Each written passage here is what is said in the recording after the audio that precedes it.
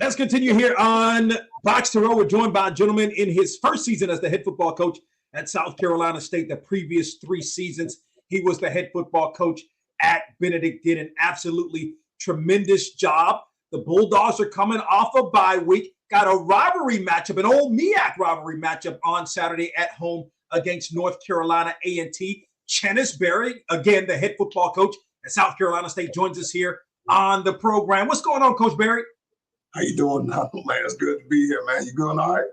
I'm doing great. I got to say this, man, because I think I look at your career. You're an HBCU guy through and through. Played at Savannah State.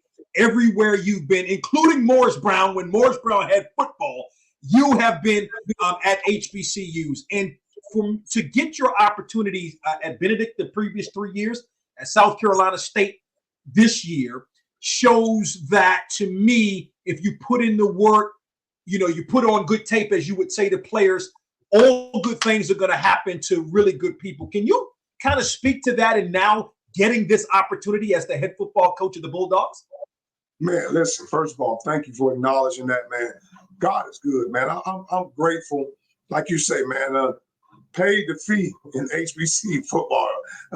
You're talking about, I've been in HBC football since 1991 as a player, then transitioning into coaching in 96, man.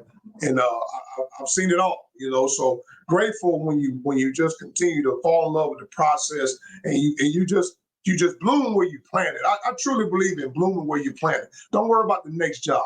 Just be where your feet are and be the best you can be at where you're at. And good things are happening for you, man. I really believe this is a ministry for me. This was my calling. We all have aspirations, right? We want to go to the higher level, and you want to try to go to the Power 5, NFL, and all that. But I truly believe that this was my calling to work with HBCU young men and make them not only better football players, but better men. It's all in, you're a man of faith, and I'm going to talk a little bit more about that. It's all in God's timing. Were you always shooting to be a head football coach? Because look, when you climb that ladder, as you talked about, you've been an assistant head coach, you've been an offensive coordinator, you've been an offensive line coach, and in particular, when you're that offensive coordinator, that's sort of the next step to being a head coach. But it's now happening for you the last 4 years. Were you always climbing to be a head coach? Honestly, I share this all the time. I've never had aspiration to be a head coach. I just wanted to be the best O-line coach, the best coordinator that I can be. And I knew that if I did a good job of that and represent myself and my name and my brand everywhere that I went, the opportunities would come. And like you say, offensive coordinators typically get an opportunity, especially if you're doing well, to be the guys at least on those short lists for head coaching jobs in those AD's eyes. So I started noticing it about, when I was at Southern University about 2016, when we were really, really doing good offensively, my name started coming up in terms of head coaching opportunities with different people and, top 5 coordinators that, might get a chance to be a head coach. So I knew it was coming. It was coming down the line. Then I started getting interviews. And then eventually the right job for me was at the right time. Because people don't know this. When I got the Benedict job, I was actually a finalist for the Howard job at the time. And they ended up going with Larry Scott.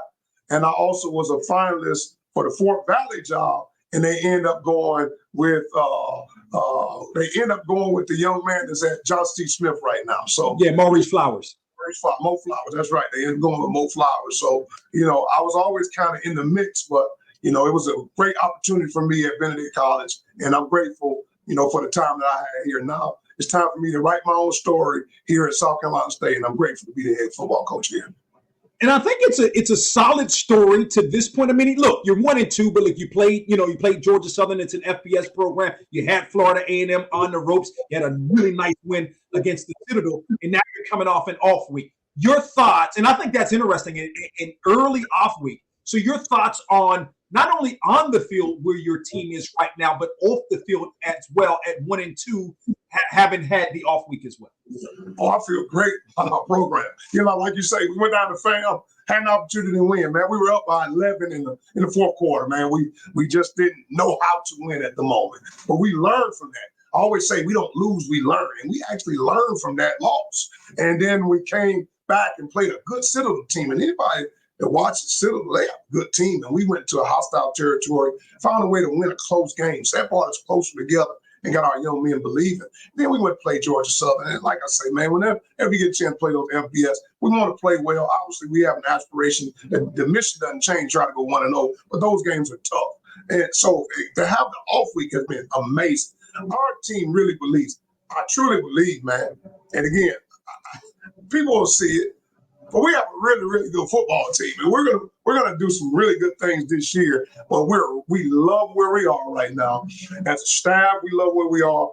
Players, we love where we are. I met with my leadership council. They're confident. They love where we are. We're finally healthy because we were a banged up football team after those first 3 games, and now we're gonna put our best foot forward against a good North Carolina A&T football team this upcoming Saturday.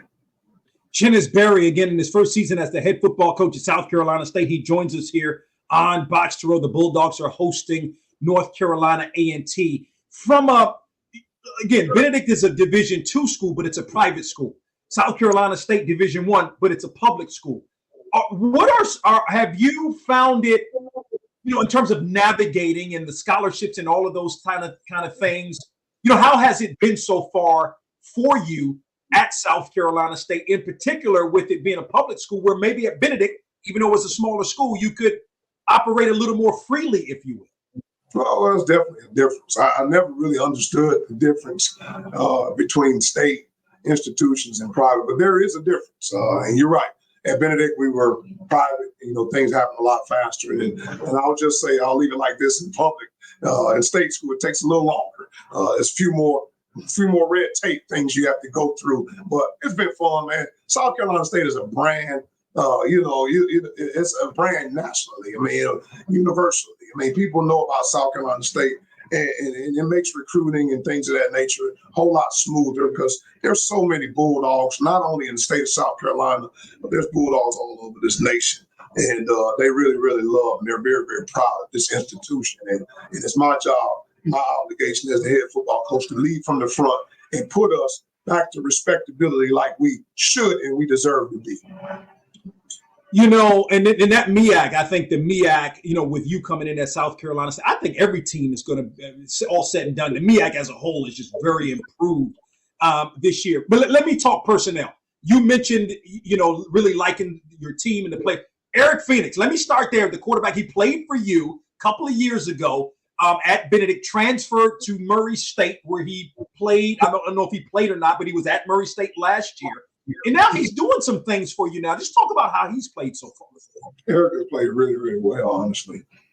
All 3 games, he's played really well. He's taken care of the football. He had one turnover so far. He's done 1 interception. But Eric has moved our offense up and down the field. If you really have watched us the first 3 games, regardless of who we play, including Georgia Southern, our offense has matriculated up and down the field throughout the games. And he is the reason for that. He does a good job with, understanding our offense and what we're asking him to do. He does a very good job in the passing game as well as in the running game. So, he's a true dual threat quarterback, and he's doing amazing. Honestly, he's playing really, really well, and I'm proud of how he has developed in the time that he's been here. And he's really won over his teammates as well because they believe in him as well. DeAndre Duhart, one of your running backs, another young man that you brought over or that came from Benedict with you now at South Carolina State. Your thoughts on how he's performed so far this year? Oh, man, just love him, man. He's just a pleasure to have in the program. If you sat in a room with Duhart, you wouldn't know who he was because he doesn't say 2 words. He really does not talk. You have to really he is very well spoken, and when he has an opportunity to talk, he does, but he's just not one of the guys who's going to start a conversation. But you talk about when he's on that football field, he is an animal, and he runs like an animal. And he runs just violently, and just a great kid. He practices the same way. He loves the weight room. He's a great kid. He got great grades. He is an unbelievable, really, really good football player. We're glad to have Duhart in our program. And then defensively, how have your thoughts on the way the defense has played so far this year? And they've done some good things as well. I really, really, I really love this football team. Obviously, we have to do a better job sometimes when we get people in third down situations. And a lot of times we get them in third and long. We got to get away, find a way to get off the field.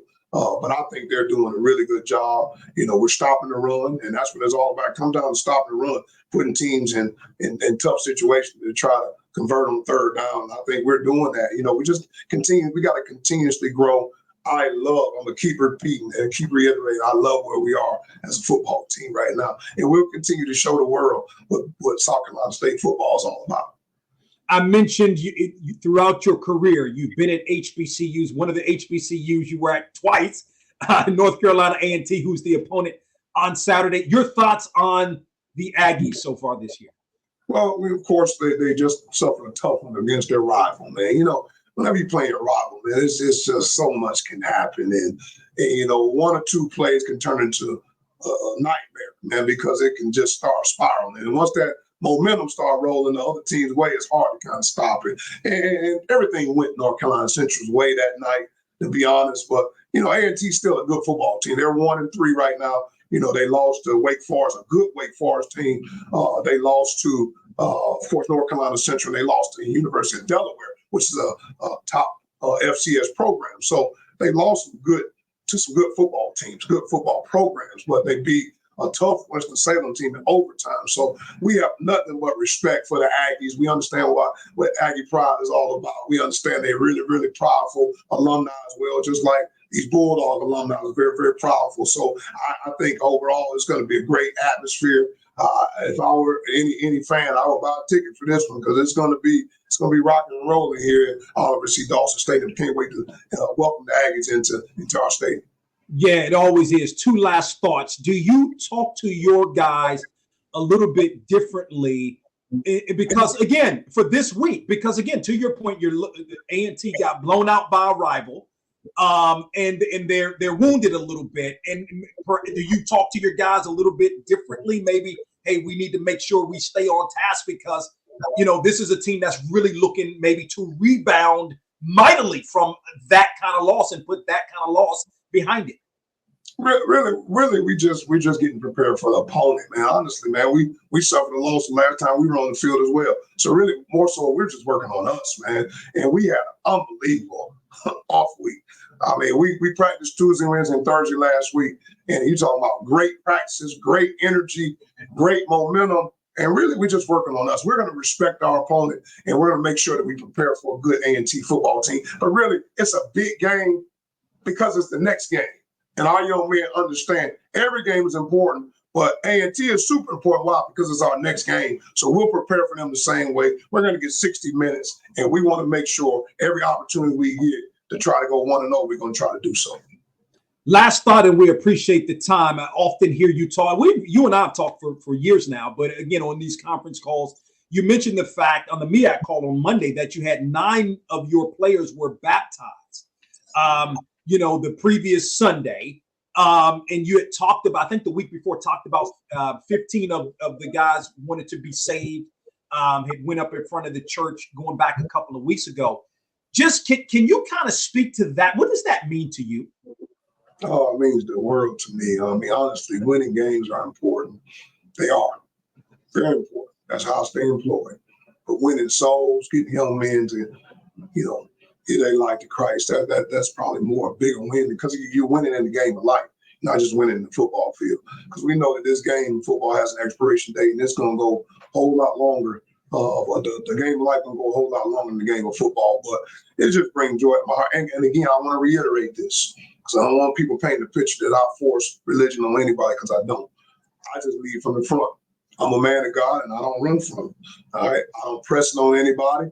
When these young men went up and decided to give their life to Christ, not at one point in time that I asked them to do that. They went and did that because that was a choice that they made.